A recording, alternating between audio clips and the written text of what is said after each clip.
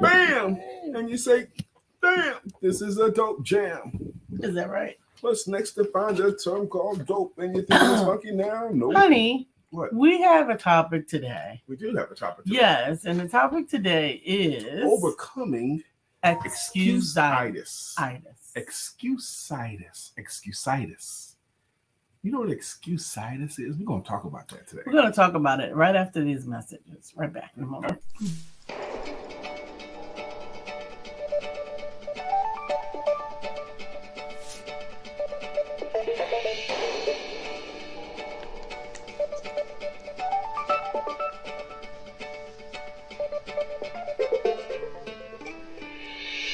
Good morning. My name is Brian McNeill. And I am Lisa Santiago McNeill. And thank you for joining us on our show, Let's Talk About It. We come to you each Monday through Friday right here on the SIBN network, on iHeartRadio, YouTube, TuneIn, as well as Facebook Live. Good morning. Good morning. Good morning. Like. Good morning. Good morning. We are back. We're back. We had some issues and we're muddling through them. Yeah. So Facebook has had some challenges about some conspiracy against my ID. You guys know I didn't do anything inappropriate with my ID, but they're under investigation now. So in the meantime and in between time, someone has commandeered. Wait. All right. So now we're going live. Okay, I think. To the rest of the world coming in here. Yeah, right. I think that's what's going to happen. You can think it, but right. I can see it. You can see it? Yes, right there. Can you smell it? Okay, cool. So anyway, that is the sad part about Facebook. One of the beautiful things about Facebook is it's free. And you can really reach out to people. You can start your groups. You can do your thing. And some of us have gotten really, really industrious with Facebook and built a business. And it really, frankly, built our lives around Facebook. And when that is working well and everyone is doing their thing, that's the best. Facebook is really the best. But there's also a dark side of Facebook. But we can't really protect yourself all the way. I've heard it said that everybody's account is duplicated somewhere, just about everybody's. And sometimes really, really low-life people can watch you build an audience and build a marketplace and just come along and take it. Just take it from you. Okay? I would like to get it to start here. Yeah, I don't know how that's going to happen. Okay. But it is on, it is up, and you can keep acting like it's not, or you can continue on. So what happened to us this past weekend is some lowlife stole the Empowerment Duo page. They just hijacked it. They hijacked the page. They deleted our admins. Our admins are wondering what's going on. And they changed the name of the group. And they changed the name of the group to Si Hong Huang something, and then they started, I got messages. Good morning, Brother Kelvin. How you doing? I got a message saying they asked me to send my Cash App in so that you can send us $1,000. So I know they're using our stuff to try to scam us, scam our friends too, which is really, really gross to me and ugly to me. I can't stand it. Good morning, Sister Brittany. How you doing? But we do have a topic today. After we get past that ugliness of that, we do have a topic. Well, the topic is how to avoid excusitis. Overcoming excusitis. And this is it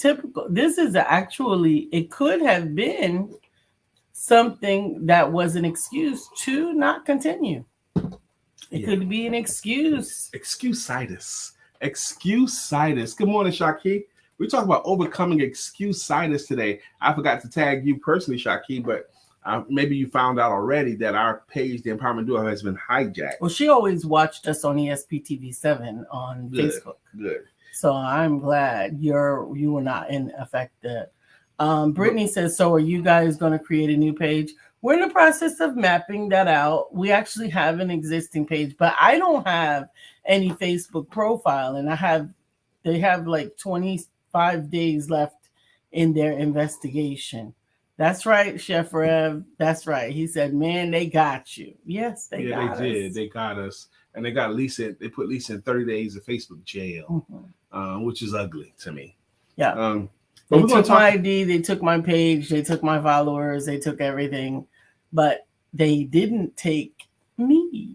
They and took I'm all still here. I wonder if when you get restored, I've been on Facebook jail before too, and when I got restored, I still had all my Facebook friends. I still had them all. But the issue is not necessarily the page, because the page, when they restore me, hopefully I'll have all of that.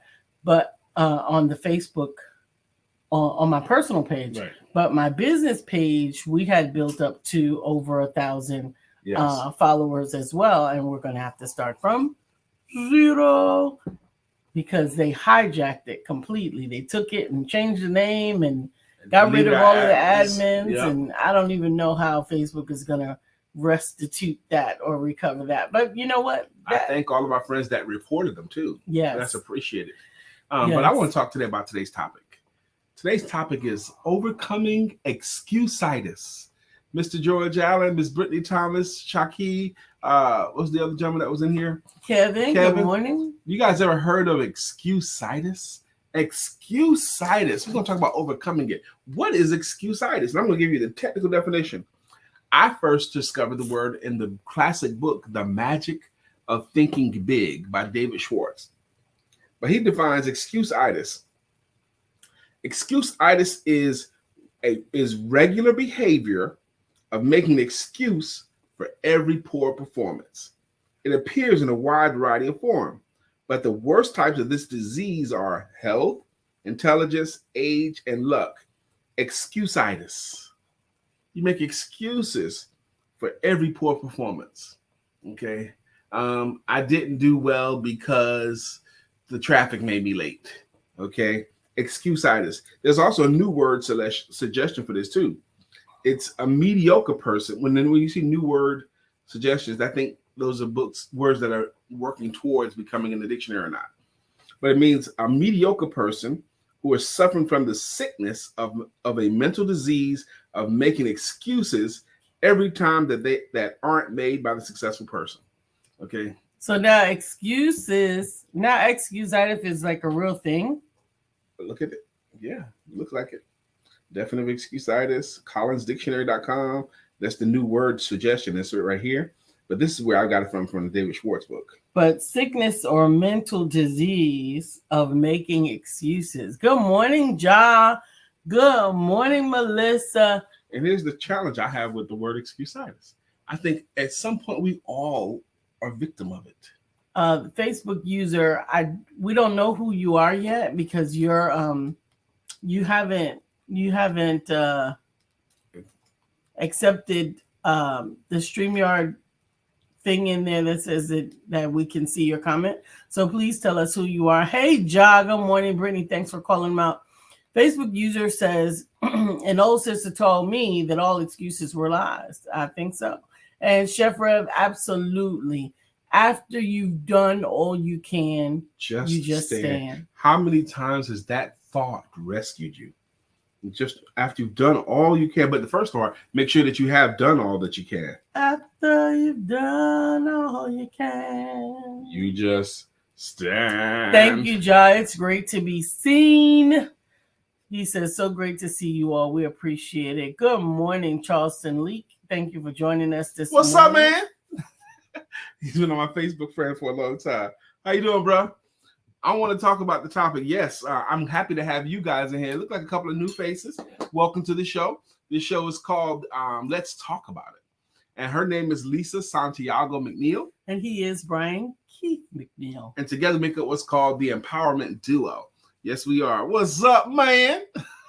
Oh, thank you, Brittany. Hey, Pamela Howard. Pamela Howard is the one that said that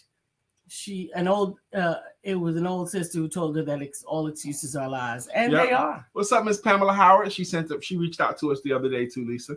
Happy today to you, Mr. William Brown. We're going to talk about excuse-itis. The habit of giving an excuse for every mediocre or poor performance.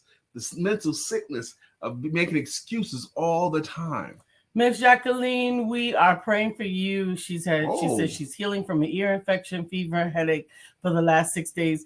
I appreciate that you found us because I have been locked off of Facebook, so I can't get on to the BBC where we normally broadcast or the SIBN network. So I thank you. No one says, "What's up, man?" Like Brian. What's up, man? And Jacqueline, we will definitely be praying for your return. Go back to bed, my sister. We love you. And we're glad to be here and to be connected. I've actually heard someone else say that to me before, John. Not that long ago, actually. He goes, man, when I call you, and you say that, what's up, man? He said it makes him smile. A dude said that to me. And maybe it's because I'm happy to hear from you. I'm happy to see you in the room, John. Happy to see that. I was happy to see Brother Charles Lee sneak in here. Good to see you, bro. Excuse-itis. Excuse-itis. I enjoy the fact that the definition says that it's mental sickness. And Charleston, thank you so much. He said, "Keep being you, Brian." Yes, I appreciate them. But that it is a mental disease. Of making excuses. But it is a mental disease. Listen to the word disease. There's a difference between diseases and disorders. Mm-hmm. Disorders you cannot control. Diseases, in many cases, can be cured. Disorders cannot be controlled. Disorders are a part of your personality. You can improve upon them. Or your brain function. Your brain functionality. You can improve on them, but you can't change them. Right? Autism is a disorder. And I've been doing a lot of reading about that. I guess that's why I thought about that. But disorders are something that you just have to learn how to deal with. Wherein diseases are often able to be cured, and they often have the ability to be eradicated. Right? Brother John says, right. They can be cured or over there acknowledged. Now, it's hard for me. I'm a sales confidence coach, and I help people to sell themselves and their services better, particularly service-based entrepreneurs. Maybe you know of a service-based entrepreneur who offers an intangible service, coaching, consulting, lawn care, something where they don't leave a product. I help those folks to sell themselves and their services better so they can earn more money. That's what I do. I've been doing this for right at 30 years, helping people to sell better. And it's hard for me to not conflate the world of selling with anything. For example, when I see stuff like excuses, I have been preaching and teaching forever that even though we want to stay away from absolute terms, but I use an absolute term in this, all excuses can and should be overcome by the entrepreneur. The excuses for not buying, those can and should be overcome. And think about this too. From industry to industry to industry, you don't get that many excuses. You only get a few. You get it costs too much. You get I don't have time. You get some other thing, 3 or 4. And in your life, a lot of times I really believe that people lean on their favorite 2 or 3 excuses all the time. What does that mean?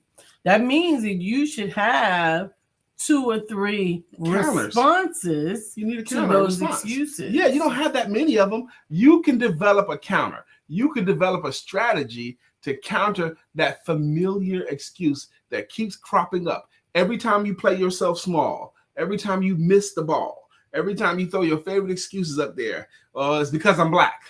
Okay, that's a good one. Okay, that's a good one. Okay, the coach didn't like me. That's a good one.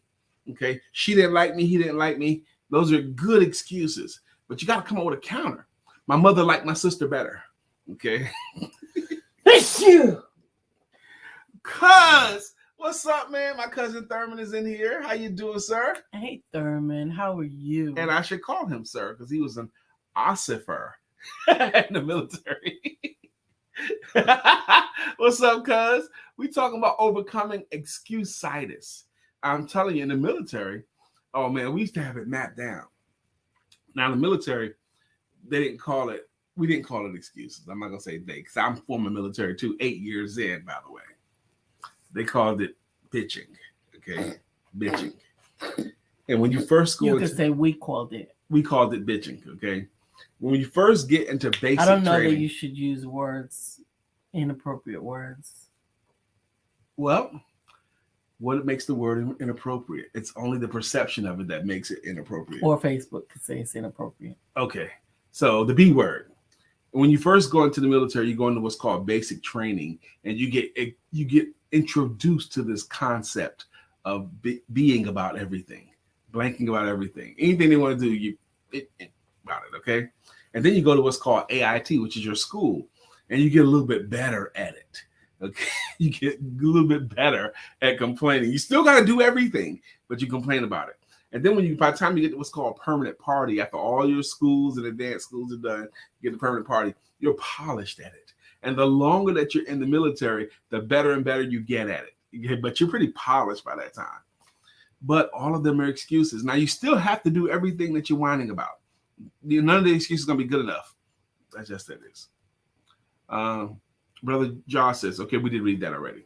So what's interesting is that you can overcome excusitis. All of them. You can overcome them. And here's one other form of excuses. It's the ones that you give yourself for not pursuing something, doing something, or achieving something. I didn't write my book because I never had time. I was raising kids. Is a good sounding excuse, but you had the same amount of time as anyone else. Well, and are you there to say that no one else who's ever been able to write a book because they had children? But go ahead. You know the best excuses to give yourself. Yeah. Because you know yourself. You know what you will put up with. You know what you will tolerate. You know what sounds good. You know what sounds acceptable.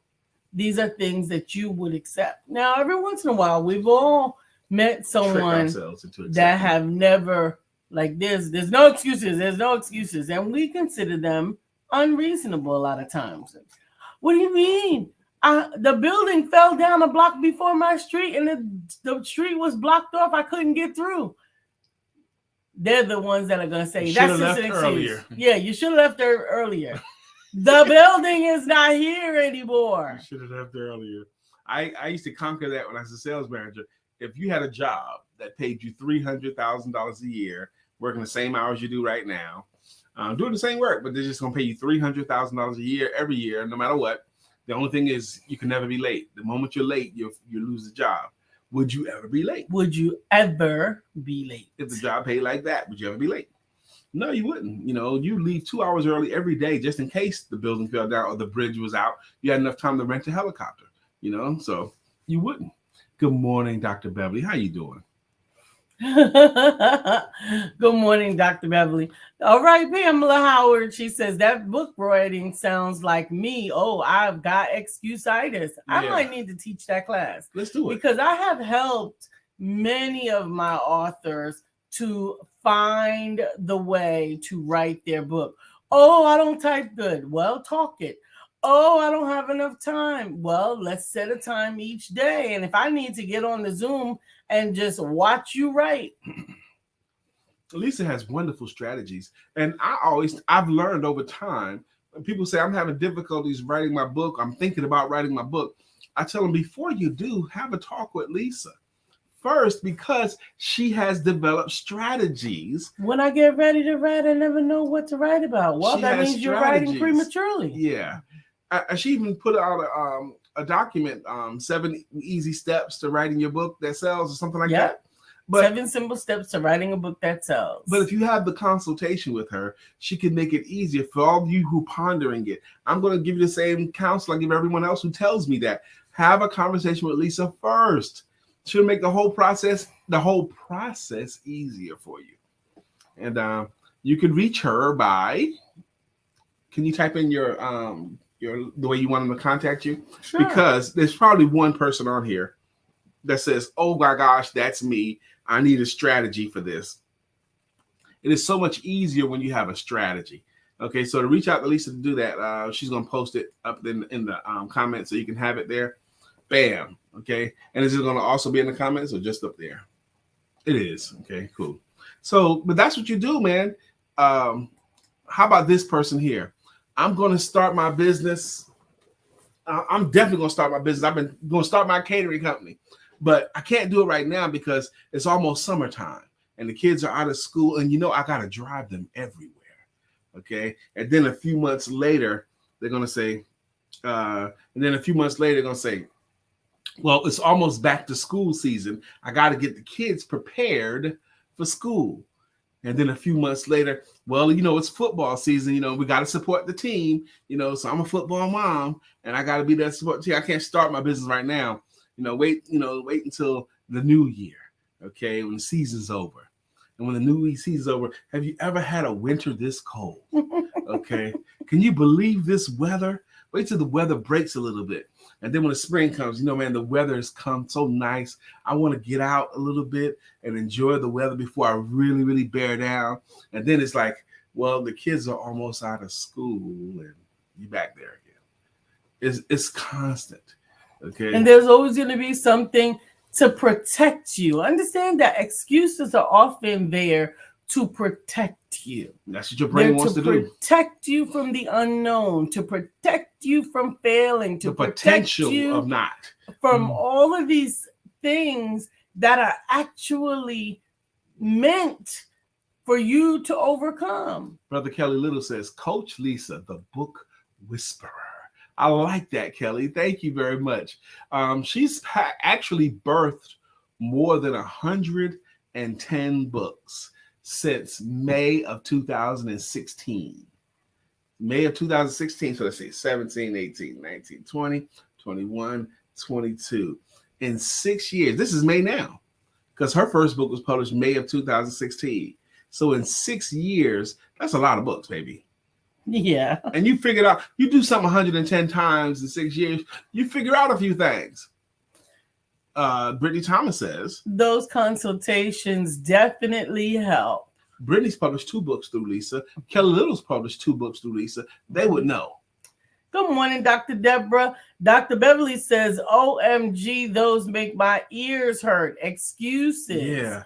Dr. Deborah Dunstan, good morning to you. But I think that the key element is that excuses are a mental disease. Yeah, you keep going back to that. That matters to you. It really matters because we've gotten rid of measles, we've gotten rid of chickenpox, we've gotten rid of polio, we've gotten rid of these things. Means that the fact that it's classified as a disease means that there's a counter. That's right. For it. A cure. Coffee Brown is in the house. What's up? Congratulations to you and Brother Ron on your wedding anniversary. And congratulate Ron of graduating with a 4.0 GPA. That's her husband.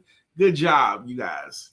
Whereas the disorder is even a disorder is overcomable. You just got to get more creative. Mm-hmm. A disorder is overcomable. If you think about it, a disease can be completely conquered. And excuse-itis, the habit of making excuses for poor performance, the habit of making excuses for not doing, overcoming excuse-itis. I'm going to go so far as to say, to the degree that you can overcome excuse-itis is in direct proportion to how successful you can become. How successful you can become has a lot to do how well you can get rid of and overcome excuses. Dr. Beverly says Lisa is the bomb.com. And she would know. Thank you. You guys would know. So I would say that to you. You have William Brown, who's popped on here earlier. He said this thing to us before he moved up to the upstate New York. He said he realized that everything he needs is within his network. If there's any part of business that he doesn't know or needs, he knows someone who can help him with that. And then that an amazing reason not to have an excuse. George Allen said, you should hear my excuses when it's time to work out. I surprised myself one morning when I said, God didn't tell me to do that today. LOL. That's a good one. Yes. But that's actually one of the excuses that people use all the time, which is why I caution people when they say, I heard the Lord and he told me I should. Because the same way the Lord told you should is the same way the Lord can tell you shouldn't. It's a convenient excuse. Or it's an excuse that people use. And use. it's one that people cannot go against with you. God told me to call you and chastise you. Really? Is that what God told you that to do? That was funny. Yeah, God told you. I actually received that phone call. God told me to call Lisa and chastise Lisa. Call Lisa and tell me to repent. Oh my gosh. God told you to do that? Okay. Would Chef Pastor at Georgia, I'm reaching out to you. Would God ever tell anybody to call up that other person and chastise them? Okay. Who was not in a position of authority over that person. Right. Who had no idea. Hadn't talked to the person in years. I just want to chastise you. Brittany Thomas says, I have an idea for a third project, fasting and praying in June so that I can gain some clarity. Amen. What a wonderful idea.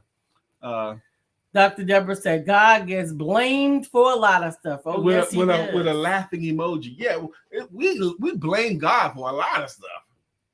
Overcoming excuse-itis. Good morning, Mr. Mark Greer. He says, good morning. Good morning. He said, good morning, folks. Even a trifling hack. That's not what he said. What? He said, good morning, folks. Even a trifling hack couldn't keep you down. Way to rise up. Good morning, Mark. I reached out to Mark yesterday. Thank you for adding me on your LinkedIn as Dr. well. Dr. Beverly says, the nerve of people. Yep. Yeah. And George Allen says, no, God is not going to tell you to call up somebody else and chastise them. God does not play the telephone game. Telephone game. You know that between humans, if the message can change from person to person playing the telephone game, why would that be the game that our Lord wants to use to get a message to us when he is everywhere and can talk to me directly? Right. Some people trying to get onto the show. They're still looking for it. I appreciate you guys' tenacity to come back. Mark, we rose up, yes, but you guys showed up. So thank you. George said, I would have responded by saying, God told me to hang up to keep from cussing you out. So I'm going to go ahead and elaborate. So first of all, the person really? You're going to do that? They texted me this message from the Lord that God had given them. And I chose to ignore it. I hadn't seen them in a long time. And I looked at it and I was going to respond to it. But, I remember the old adage that said, when you argue with a fool, strangers passing by, can't tell the difference. Mm-hmm. So I had ignored it. And then had actually stumbled upon the person in person. And they had the audacity to ask me face to face. Kychel Fitness, K-Fit, good morning to you as well. So they ask you face to face. Go ahead and elaborate. Go ahead. Bill says, I often purposely confuse reasons and my excuses to make me feel temporarily better. Yeah, that's true. Dr. Beverly also says, Lisa not stupid. If she needed to repent, her spirit would have told her. She's very connected to the spirit of the Most High. That's true, but the point is someone else felt that they had it. They had the authority. And the thing that they thought that I should repent about had happened 8 years before. And it was not, I'm not. Okay. And it was not done unintentionally. It was done deliberately after much fasting and prayer. So I wouldn't repent for something that I heard the message from God to do it and take it upon their opinion that it was something not to do. So nevertheless, when they confronted me, I asked them, what made you think that you and I share the same belief system? And then I just left it like that. I still love Pastor Allen's. I would have responded by saying, God told me to hang up to keep from cussing you out. I was very close. That's right, Pastor George. Religious folks are dangerous. Yes. And Dr. Beverly says, apparently they've been keeping you in their view. Apparently. Now, today's topic is overcoming excuse-itis. K-Fit, how many of your clients have had wonderful excuses for not eating right? Well, I'm on the road a lot. I travel a lot. And you can't eat right when you're on the road. I mean, in the airports, all the food is high calorie and expensive. Okay, so you can't eat right. I can't eat right because I'm on the road a lot. I work late, so I very often have to eat late. Okay, so I'm typically eating 10, 11, 12 o'clock at night, every night. Okay, and then going right to bed. So those are wonderful excuses because they legitimately do work late. They legitimately do travel a lot, so they can't eat right. And they can't eat right. And they can't exercise too because I don't have any time to exercise. Okay, ooh, look at me preaching to the choir. Mm-hmm. I'm preaching to me.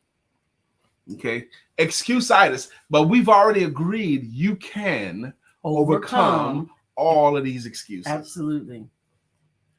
Honesty will destroy excuses. Ooh, that's good. That's good. And real honesty will destroy excuses. Real honesty with yourself will destroy excuses. If you will commit to telling yourself the truth with no chaser, then you can overcome it. Brittany says, condemning you and judging you, God will not have someone to do that. But God will sometimes send correction. But she hadn't seen you in years, and God gave you confirmation in your way and time. She had no right. You're right. You're right, Sister Brittany. Brittany is wise beyond her years. Brittany, you often surprise me at how wise you are being as young as you are. You know, Brittany is like 6 years old, man, and she knows a lot of stuff. She's very wise. I always appreciate you, Sister Brittany. Thank you for your contributions. Man, overcoming excuse-itis, all of them. I do want to acknowledge, first off, thank you for you guys that are here today.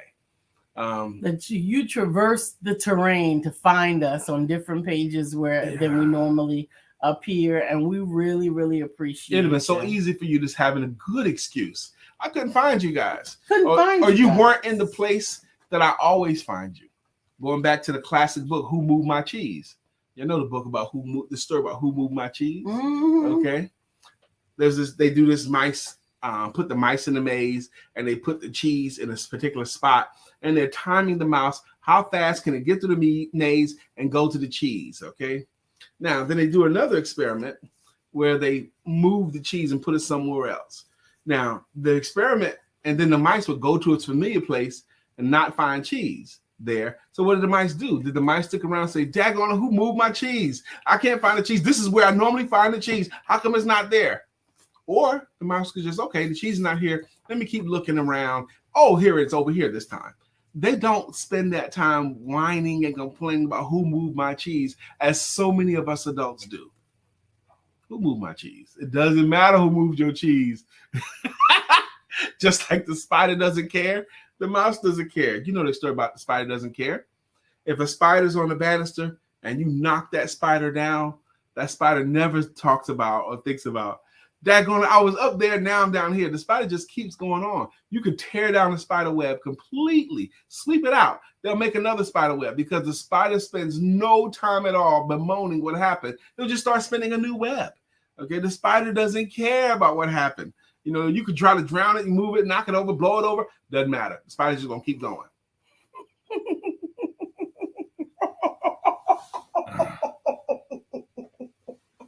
Mark, you have to read it. I have to read it? You have to read it. In Mark voice or regular voice? Read it. In what kind of voice? Read it in regular voice. Okay. My pleasure, Lisa. Thanks for the connection request. I would have responded to that person by saying there were 12 disciples. Let me introduce you to the 13th. I would have then showed them the boot on my foot and enlightened them on where the 13th was headed. Uppus rumpus. I digress. That's funny. I would not want to meet the 13th disciple, and I wouldn't want the 13th disciple Uppus rumpus. Dr. Deborah says, if I would confess, there have been times when I have spent more time and energy working on finding excuses than I was on learning how to complete the thing I was making excuses about. Did you hear what she said? You're not by yourself. No, working on finding excuses. Why would we do that? We're going to get to that certainly, Lisa, in your hand. Why do we do that as adults? Lisa said, I think you said the secret earlier. We do it to make ourselves feel better. We do it to protect ourselves. We do it to protect ourselves, from the unknown. We have this thing that almost makes the unknown always foreboding, fearful, worse off than it could be, than it would be if what we already have. But if we would just, my hand is not changing.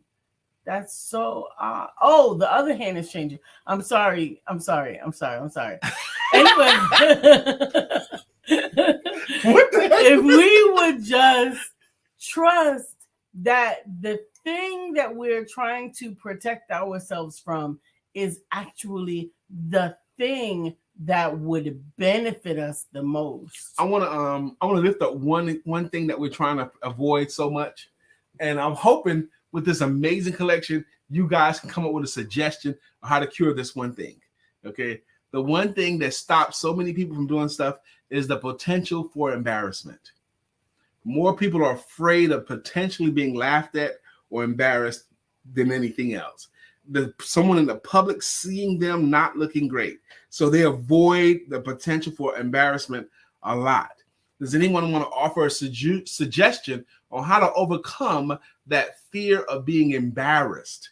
And now Lisa has been holding a card in her loving hands, and around 9:30 it's become our habit on this show where we share one of our cards. The cards either come from the loving cards, the mindfulness cards, or the beauty cards. But today it's coming from the beauty cards. The beauty cards, okay? This card is the mystery card. That's the image on the card, mystery. Some things we do not know. We do not need to know. Mm-hmm. Learn to be content with mystery. The universe is a wide and mysterious place. Take pleasure in that unknown and release any need to control. Amen. Some stuff you don't know, you don't need to know, and release that need to know. You don't need to know it. I want to highlight Pastor George Allen says, dude, some people are afraid of being successful. That's true, and we've learned to recognize the fear of success. Mm-hmm. The fear of success typically manifests in things like perfectionism. They got to make sure everything is right before they do anything. That's a typical symptom of fear of success. Or, procrastination and perfectionisms. Those are real clear signs they're afraid of being successful. And the fear of success is often because, good morning, Monique. Fear of success often comes when we begin to count up the cost. Well, if I make a lot of money, I'm going to have to take care of my whole family. Yeah. Or if I make a lot of money, I'm going to have to do this. I'm going to have to pay a lot of more taxes. If I become successful, I'm going to have to change where I live, and I'm going to have to do this. And these things, you can make those excuses bigger than the actual thing that you're looking to overcome. You know, as a younger man, I was married before Lisa, and I was starting doing more things about professional speaking. And the start came because I had done a couple of good speeches, and I'm going to start traveling as a speaker now. Okay. And then the stuff came in. Well, Brian, if you start traveling, you're going to be staying in hotels. You're going to be exposed to other women, the temptation. You're going to mess up our whole family. And you know what? I don't want to mess up my whole family. So I started to self-sabotage. I equated being a traveling professional speaker with losing my family. Good morning, Brenda. That fast. And it didn't have to be the case. We talk about overcoming excuse-itis. Sister Brenda Booker Bull, she's a professional real estate agent. How many wonderful excuses have your clients given you about why they shouldn't make an offer now or why they shouldn't sell now? Bill said, I became aware that I protected the image of myself versus doing the things that will grow me. Yeah, you protected the image of yourself to keep your image the way you believe they see you intact. Brother R. Kelly Arlello says sabotage as well. Yeah. Yes, he gets that story. He gets that thing. You know, we self-sabotage to keep from potentially losing something. So how do we overcome these things? How do we overcome that? What say you? What say you? What say you? I think the biggest way to do it is to do something drastic. Do something drastic. First of all, do something. Do something. That's the first thing. But doing something drastic is like getting up every morning and doing your affirmations and your mantras and doing them out loud. See, this is something that I'm talking to myself right now. Because although my husband and I share some of the same policies and beliefs, there are some things that I don't do because I make excuses. Oh, I might be bothering him, or oh, I might, this, or I might that. But take control over that and just do it. She's right. Good morning, Pamela Coleman. She's good morning, empowerment couple. Monique says, walking in faith, stay focused, speaking into existence. Speaking it into existence. I'm glad you brought that up. About that really works for me, but I have really stopped doing it because I didn't want to invade your space. Yes. Now here's the beautiful thing. I'm so happy Lisa said that because I have the same thoughts. Even though I know my loving wife will accept me, she's not going to take a problem with it at all. I know I'm supposed to read aloud my goals in the mirror with feeling before I go to bed. I'm supposed to read whatever my current goals are out loud with emotion and looking at myself as I do it. But I found myself not doing it because what if Lisa judges me? Even though I know she's not, she's going to support that. Okay. But I chose to not do it. I made an excuse because maybe this time my wife would say, could you keep it down in there? Or I don't want to hear that out loud in this room. Why don't you go into the other room and do that? But she's never said any of these things. That's all in my own head. And to hear her say, she had thoughts too in the morning time about not saying it out loud because what if Brian doesn't receive it or is invading his space, or if you don't want to hear that right now? Even though I don't say that, okay, but we do that to ourselves. We can be creative, like Brother Kelly's suggesting. We can come up with stuff. Mindset. Absolutely. How do you overcome excuse-itis, Sister Mindset. Improving your mindset is definitely a way to do it. And the way to improve your mindset is often speaking those things, saying those things over and over audibly. One of the other ways that you can overcome something, particularly when embarrassment is associated with it, do something embarrassing. Yep. And you know what you'll discover? You lived.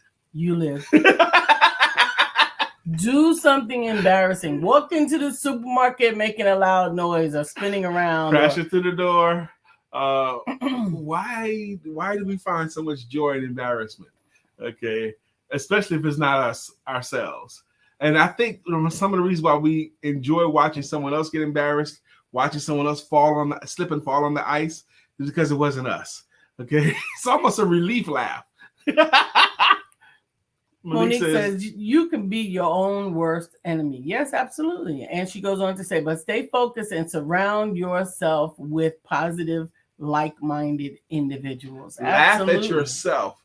That's another one, Sister Pamela. And if you laugh at yourself often, you feel less fearful of others potentially laughing at you.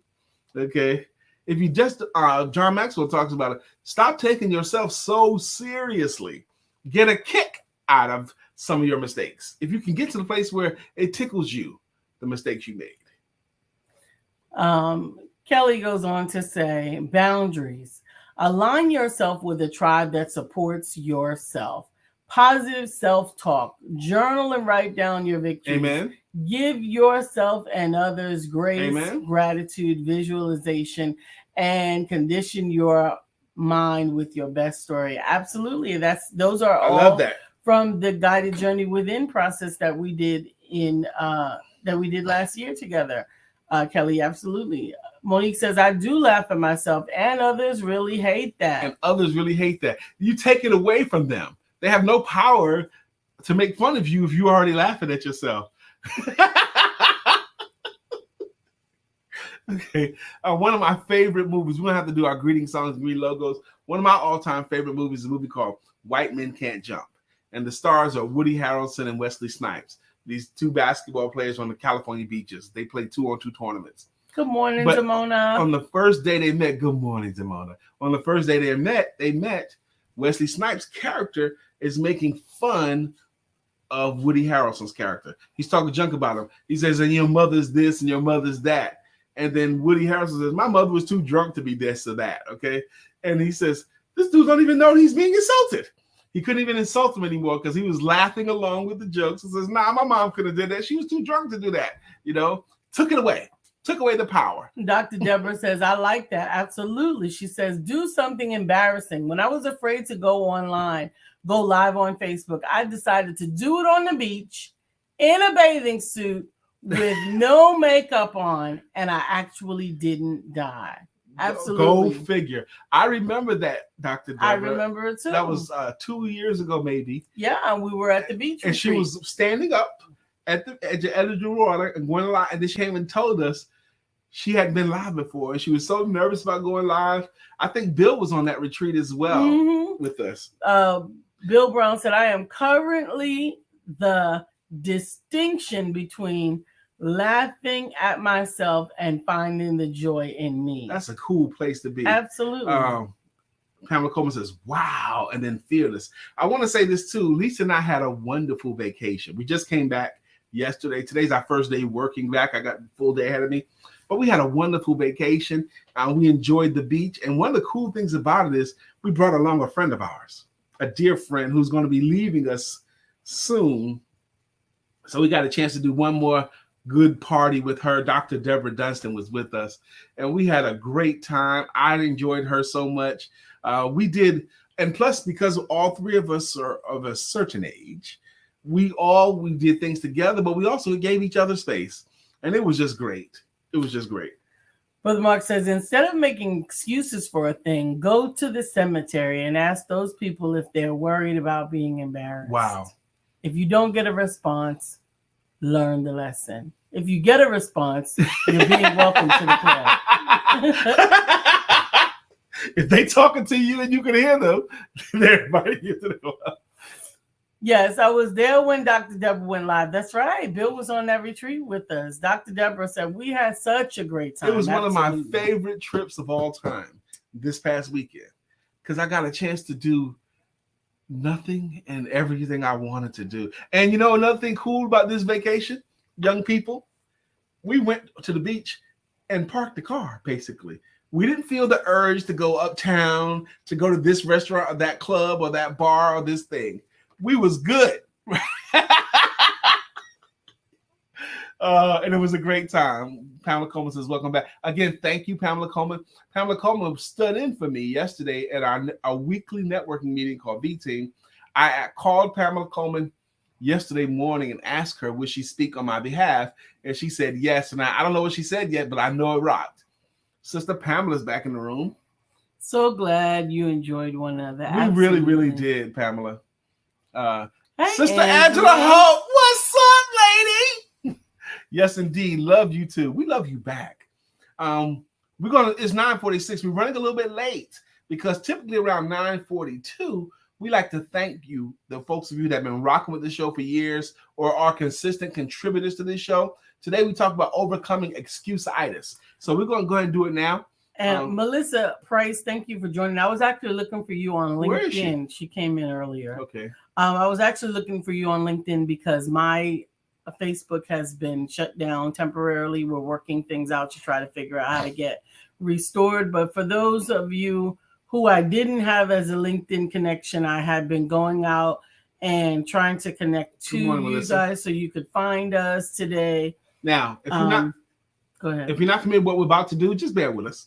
We like to thank our consistent contributors with greeting songs and greeting logos. Up first today, who's up first, baby? Up first today was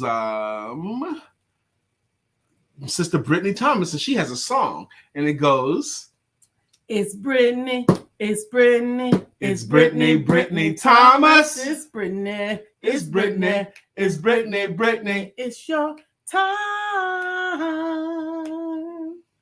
It's your time, yeah." Sister Demona says, you guys always break away for relaxation and a good time. I love that. Do it seem like we always do?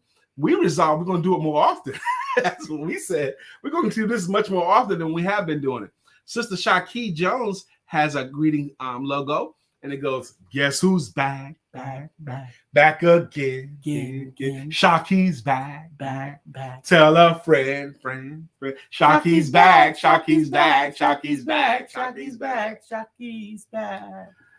I created a monster. Come on. Good morning. Mr. George Allen, a.k.a. Chef Rev. He was up after Shaki. And he has a song, too. He has a jam as well. And it goes, why must I eat like that? Why not hire Chef Rev? He puts the good food in me. Nah. That's right, our man Chef Rev. Miss Melissa Price has a song. And it goes like this. Bam, bam, bam, bam, bam, bam, bam, bam, bam, bam, bam, bam. Melissa's song. Now it's time for us to sing her song. Melissa's song. If y'all wonder what are these guys doing, we are thanking our consistent contributors to the show with their greeting songs, their own personal greeting song and greeting logo. Like John Smalls has one. Oh, John.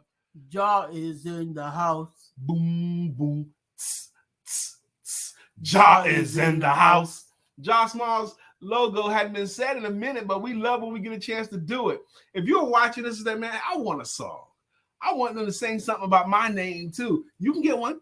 Just show up. Just keep showing up.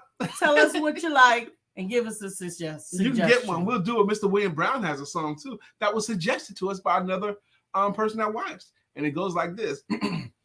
Good morning to our friend Bill. Nobody thinks like him still. We love him so, and we always will.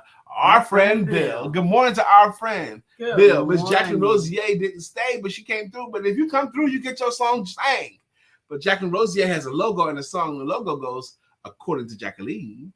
And the song is Jacqueline Rosier, pretty little one that I adore. You're the only one my heart beats for. I'm so glad that you are mine. William Brown says, boom, boom. Love you, Ja. And actually, Ja got lucky that he didn't go behind William Brown's song today. He went in front of. So who's next? Dr. Beverly has a logo and it goes, Dr. Beverly is on the show. That's right. And Brother Kelly has Kelly. Can't you see? Somehow your words just hypnotize me. That's my man. Kelly R. Little. That's it. And it's Kelly R. Little, not R. Kelly Little. It's Kelly R. Dr. Deborah Dunstan has a jam. Do we already do it? Dr. Deborah, non-profit strategist and funding coach. Mm-hmm. Good morning again to my sister, Dr. Deborah. Okay, Mark Greer has a jam too. So wide you can't get around it. So low you can't get under it. So high you can't get over it. Mark Greer is under a groove. He's getting down just for the funk of it. Mark Greer is under a groove. Nothing can stop us now. That's our man throwing down. Mark Greer. K-Fit, you can get a jam. Just keep coming. K-Fit. Do I know K-Fit? Sir Charles's daughter. Sir Charles's daughter. Yep. Okay. Yep. Hey, K-Fit. She interviewed us on That's right. She interviewed us on her Thursday show on her and her dad do a show on Thursdays talking about your come up story or your overcoming story, something like that. And what I remember the most was when it was over and we asked her how did she think the interview went or what did she like about it. She says, I know I want you two to mentor me now. And we're willing to do that. Brenda Booker Bull has a jam. She goes on. It's tricky to buy a home or sell a home. Don't do it alone. Choose Brenda. Choose Brenda. It's tricky to buy a home, to sell a home. Don't do it alone. Choose Brenda. Hey, choose Brenda. Pamela Coleman, we'd love to find you a jam. Just keep coming. Absolutely. Thank you so much. Hello. How are you? I am Demona DeBrew.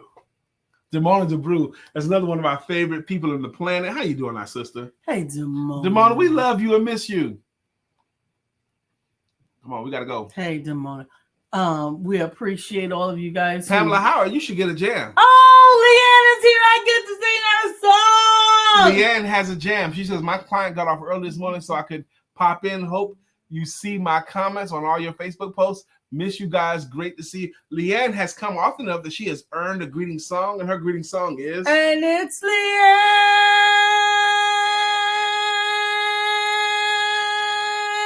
It's Leanne.